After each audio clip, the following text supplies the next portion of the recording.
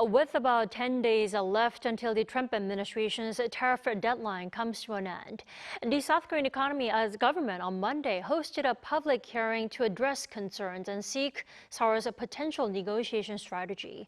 Our correspondent Park Jun-han was there. South Korea may face a 0.3 to 0.4% decline in real GDP if tariff effects are fully felt. This was mentioned during a public hearing held by the Ministry of Trade, Industry, and Energy on Monday, based on a feasibility review conducted by the Korea Institute for International Economic Policy. If all the tariffs imposed or planned by the Trump administration were to materialize, our projections estimated that real GDP growth could decline by approximately 0.3% to 0.4%. The hearing was held a day after Trade Ministry officials from the new Lee Jae Myung administration returned from high-level tariff negotiations in the United States last week. The talks involved 6 areas of trade between South Korea and the U.S., namely balanced trade, non-tariff measures, economic security, digital trade, country of origin, and commercial considerations.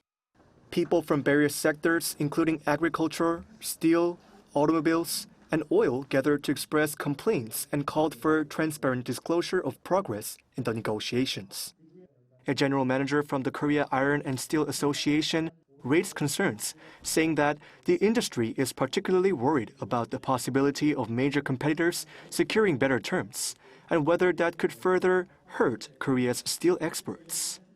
Also, an official from the Korea Trade Investment Promotion Agency, who appeared as a panelist to represent the voices of business leaders exporting to the U.S., urged the government to swiftly address the issue of uncertainty.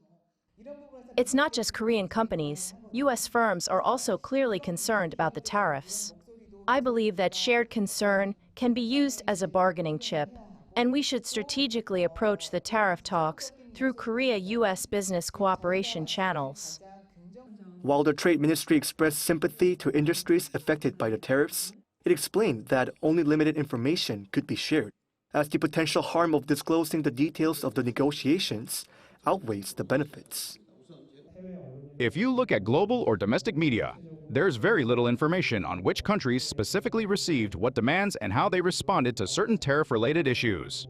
I believe this is due to concerns over transparency, as making the negotiations public could be detrimental to the national interest.